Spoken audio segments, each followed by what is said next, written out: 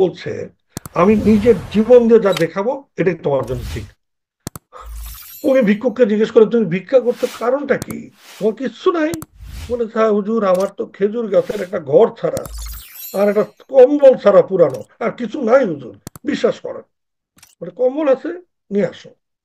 এই জায়গায় coat unquote আপনি দেখবেন দুটো ঘটনা। আল্লাহ রাসূল এনে ওটা নিজে হাতে ঝাড়া শুরু করলেন, পরিষ্কার করলেন। সহিহ হাদিস। উনি তো এটা ওকে দিয়ে পরিষ্কার করাতে পারতেন, করলেন না, নিজে করলেন।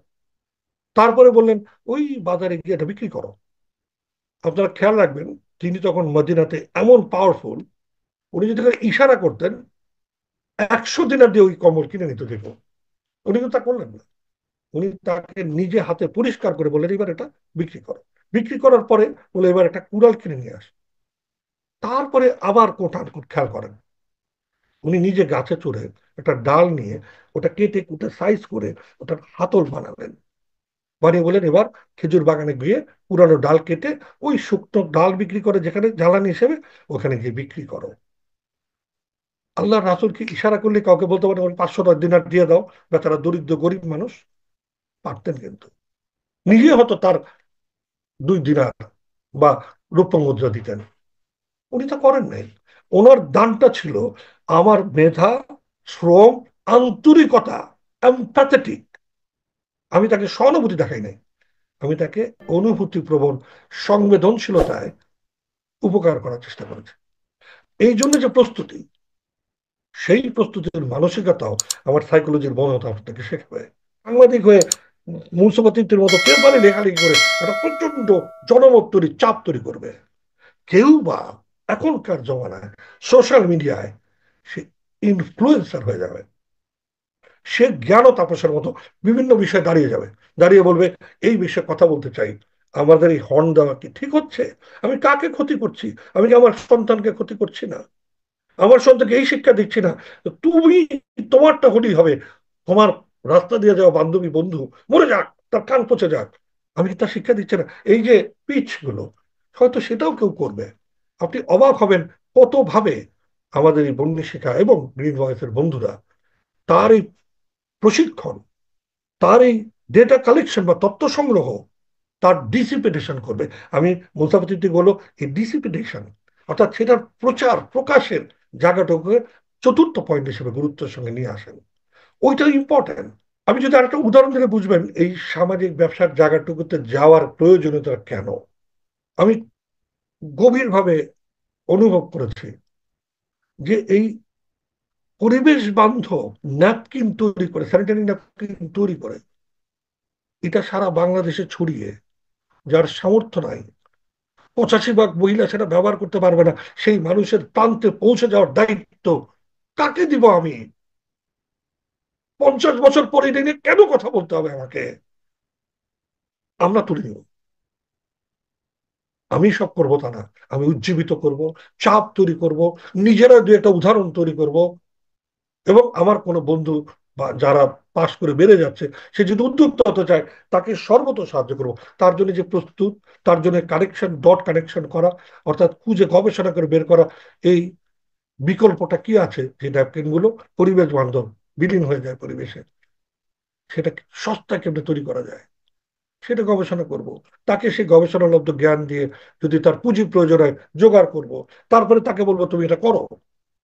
কিন্তু আমার এই অংশীদারিত্বে যারা থাকবে, তাদের কমিটমেন্টটা, তাদের যে দাসখত বা মেঘনা কাটা তারা সাইন করলো এই গ্রিন ভয়েসে যুক্ত হয়ে, আমার জন্য না, আমারটা হবে স্বাবলম্বী, কিন্তু কাজের উদ্দেশ্যটা হচ্ছে আমি সবাইকে না বাঁচতে ubuntu I am, because we are, সবাইকে নিয়ে চলি এই শূন্য কার্বন নির্গমন, নিঃসরণ, শূন্য বেকারত্ব, শূন্য দারিদ্রতাকে মাথায় নিয়ে আমাদের সোলজাররা আজকে রেডি হয়। আবারও বলছি, সে যদি বিদেশেও যায় উচ্চশিক্ষার্থে, সে যদি কোনো কারণে তার মনে হলো বিশেষ করে পুলিশে যায়, প্রশাসনে যায়, সে যদি অন্য কোনো চাকরি করে, ব্যবসা করে, অথবা একজন শিক্ষক হয়, প্রত্যেক জায়গায় এটি কাজ করা তাকে সক্ষম করবে। সবশেষে আপনাকে মনে করিয়ে দিতে চাই, আলোচনাটা আপনারা সবাই মিলে করেন, আমি শুধু প্রেক্ষাপটটা বললাম।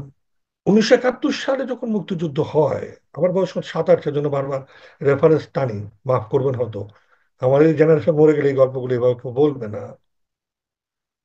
আলতাফ সাহেব, আমার ভাই রক্তে রাঙানোর সুরকার, তিনি মুক্তিযুদ্ধ করেছিলেন কিভাবে জানেন? সঙ্গীত লিখে, সুর করে, আর নিজের উঠানটার গাছের নিচে এবং নিজের ঘরের একটা রুমের তলায় প্রচুর অস্ত্র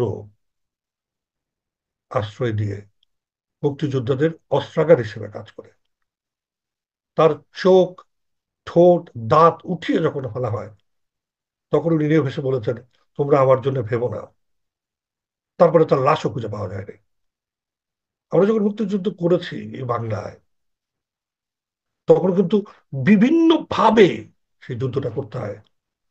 যারা মনে করেছিল 1972 সালে মুক্তিযুদ্ধ শেষ হয়েছে, তাদের জন্য আজকে 85% নারী বৈজ্ঞানিক ভাবে প্রুফ যে তার অসুস্থতা হয়, তার ন্যাপকিন পায় না। অসংখ্য শিক্ষার সুযোগ বঞ্চিত জনগোষ্ঠী এখনো বিরাজমান। এখনো প্রসূতি মায়েরা পূর্ণ সহযোগিতা, অ্যাডোলেসেন্ট মেয়েরা পূর্ণ জ্ঞান লাভ করে না। এখনো অজস্র বৈষম্যের কারণে মানুষ তার প্রাপ্য মৌলিক অধিকার অর্জন করতে পারে না। শহরে 42% বস্তিবাসী কি অমানবিক জীবন যাপন করে। তারপরে ধানমন্ডি এলাকায় ডিজাইন করা একটা অ্যাপার্টমেন্টে 26 টাকা থেকে 28 টাকা পার স্কোয়ার ফিট ভাড়া দিয়ে দারোয়ানের সেলুট সুদ্ধা নিয়ে যারা চলাচল করে, তাদের মাথায় নাই তার পাশের বস্তিতে, তেজগাঁ বস্তিতে 40 থেকে 42 টাকা দিয়ে একটা লাইট, একটা ফ্যান এবং একটা ছোট্ট করিডোরের সামাজিক জায়গায় তিনি 40 থেকে 42 টাকা পার স্কোয়ার ফিটে থাকেন। চিন্তা করতে পারেন? এই বৈষম্য মাথায় নিয়ে আমরা কজন ভাবছি যে আসলে মুক্তিযুদ্ধ শেষ হয় নাই? 28 টাকা আর 40 টাকা, সে টাকাও বেশি দিবে আর ওইভাবে থাকবে। নিপীড়নের একটা সীমা রয়েছে, এবং এগুলো আমরা জানি না বলে ওই সুমনের গানের মতো কতটা, কত হাজার মরলে পরে মানবে তুমি শেষে, বড্ড বেশি মানুষ গেল বানের জলে ভেসে। কারণ আমি জানতাম না, I am so sorry to say, আমি জানতাম না বলার দিন শেষ। সেজন্য চলেন না, এই জীবনটাকে ভেবে নিই একটা অর্থবহ জীবনের জন্য আমাকে আল্লাহ সুবহানাহু ওয়া তাআলা পাঠিয়েছেন। একটা লাখো আয়ে তেরে জैसा লাখো আয়ে, লাখো ইস মাটি নে খায়ে, রাহানা নাম ও নিশান, ও বান্দে মত কর তু অভিমান। আমি ওই অভিমানী মানুষ হতে চাই না।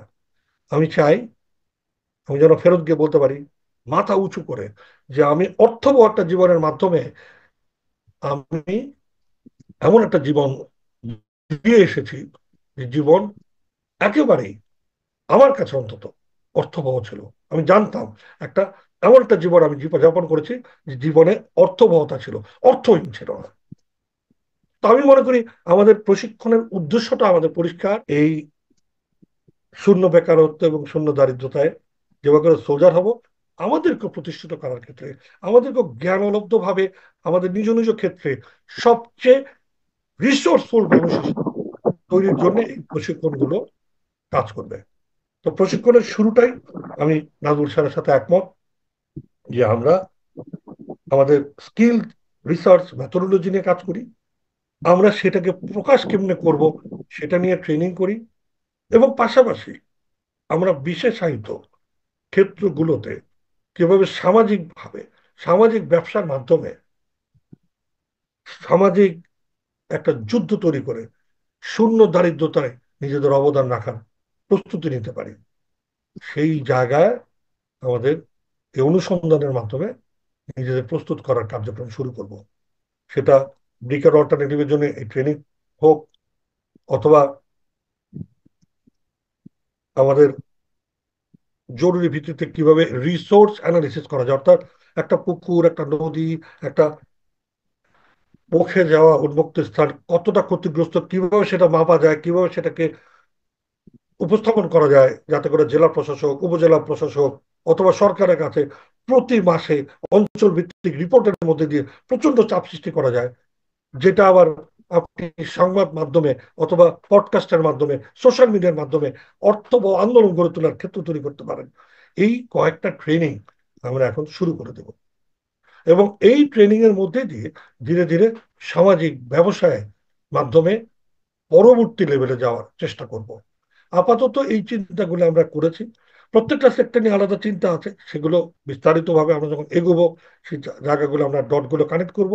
বাট পূর্ণাঙ্গ ধারণা থাকা দরকার, আমি করবো কেন, আমি শিখবো কেন, জানবো কেন। এই জন্য আমি হয়তো আর একটু ব্রডার পার্সপেক্টিভ আপনাদেরকে আলোচনার ক্ষেত্র দিলাম। আমি আবারও মনে করি যে আপনারা এগুলো ভেবে আরো প্রিসাইজ করেন, আরো এটাকে স্ট্রাকচার করেন, কাঠামোগত করেন। তারপরে আমরা এই ট্রেনিং এর মাধ্যমে অর্থবহ উত্তরণের পথও দেখে ফেলবো। মনে রাখবেন, যত উপরে উঠবেন তত আপনার দৃষ্টিতে পুরো গ্রাস করা আরো বৃহত্তর হবে, আর অনেক কিছু দেখতে পাবেন, নিচে দাঁড়িয়ে সবকিছু দেখা যায় না। তো আমরা এটা ইমিডিয়েটলি শুরু করতে চাই, কারণ আমাদের স্বার্থ দেশ, মানুষ ও প্রকৃতি। যুবলাই লড়বে, দেশটাকে গড়বে। ভালো থাকবেন সবাই।